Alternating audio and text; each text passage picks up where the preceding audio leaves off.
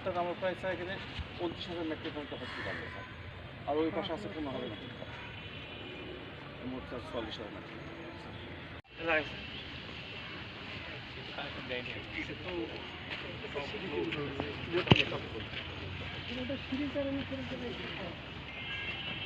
প্রতিটা আলাদা আলাদা করা যায়।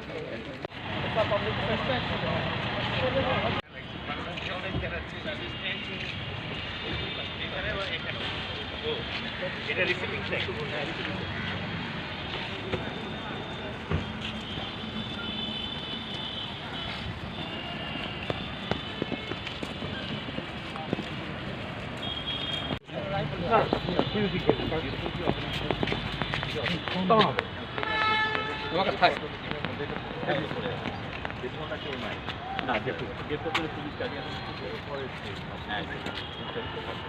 টেকনিক্যাল একটা যেতে স্যার আমি রিসিভ করলাম অটোমেটেড, ডিসপ্যাচ করলাম ম্যানুয়ালি।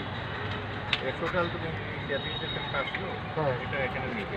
হ্যাঁ, আমি রিসিভটা অটোমেটেড হলো কিন্তু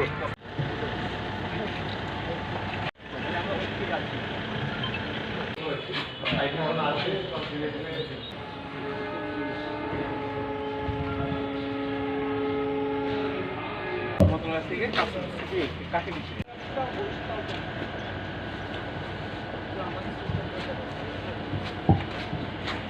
সিস্টেমে যাবো পরের ব্যাপার, হ্যাঁ। বাট প্রথম কাজটা হচ্ছে আমার একটা মিনিমাম লিগাল ডকুমেন্ট দরকার, যেহেতু আমরা সরকারের লোক।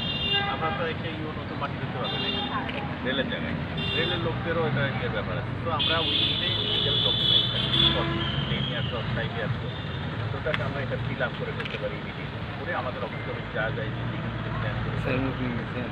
এটা লিগাল যখন পাইছে আরো 6 মাস লাগবে মাত্র ওখানে বেশি কথা আমি যে কথাটা বলছি যেটা হচ্ছে আপনাদের তার আগে যেটা আমরা লিগাল ডকুমেন্টটা পেয়ে যাবো, এটা ভরানো করে ফেলবো, এখানে ইয়ার্ড হবে। আর যেখানে এই জায়গা আছে ওনাদের সুন্দর করে ওনাদের বক্তব্য অনুযায়ী ওনারা বলতেছে যে যদি এই পর্যন্ত এখন নেয় আপাতত প্রবলেমটা সলভ হচ্ছে, পরবর্তীতে যদি স্যার লাগে সেটা পরবর্তীতে আমরা আবার স্যার আমি একটু লেট হয়ে গেছে, আমরা ওখানে যে জায়গাটা আমার শুকনো জায়গা আছে সেই জায়গাটাই করতে হবে। আর ইয়ার্ড তখন আমি আস্তে আস্তে করে ফেলবো এটা।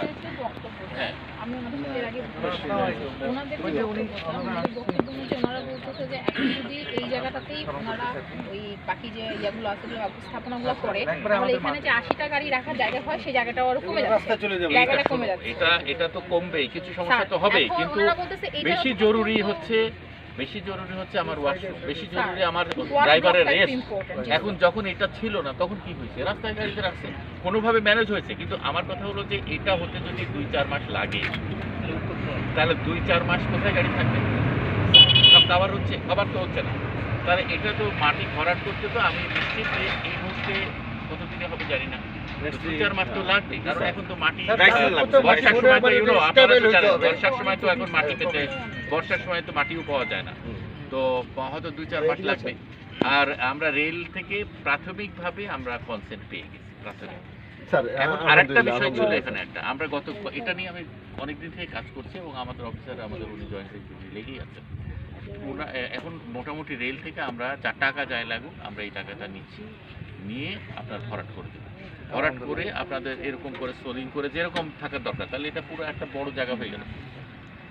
এখন তাহলে আপনাদের যে জিনিসটা দরকার ছিল, যে আপনাদের এখন দরকার হচ্ছে আপনাদের এই ওয়াশ ব্লক, আপনাদের রেস্টরুম, আপনাদের অফিস, হোটেল মতো সেই জিনিসটা তো আপনাদের এটাই তো আমি মনে করি যৌক্তিক হওয়া উচিত আমাদের সবার মিলে, যে সেটা আমরা এখনই শুরু করি। আলোচনা যখন স্যার বসবো তখন কিছু দৃষ্টিকোণ আমরা করবো স্যার।